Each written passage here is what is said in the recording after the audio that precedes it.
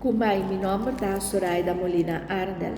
Carta de Pablo na Romano, capítulo 3, versículo 21 até 31.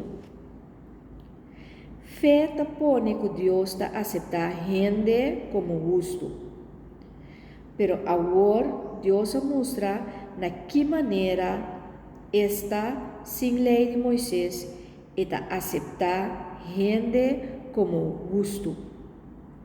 Esse é algo que a lei e o profeta na mês te confirmam.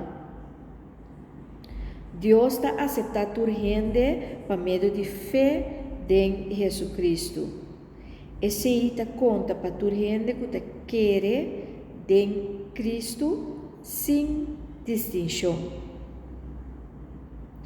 Tu gente a peca e te carece de Deus sua glória. Pero de sua bondade, Deus te aceita gente sem nenhum mérito de não parte. Dori laga Cristo Jesus livra-nos de não pecana.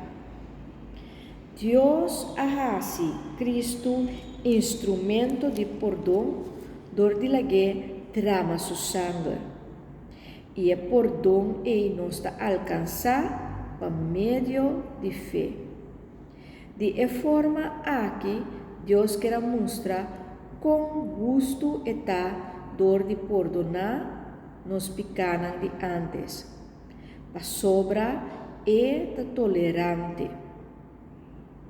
Pero den o tempo aqui, Deus quer demonstrar que é justo e aceitar gente que te quer em Cristo como justo.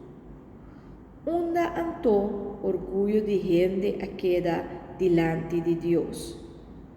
Ela queda eliminar.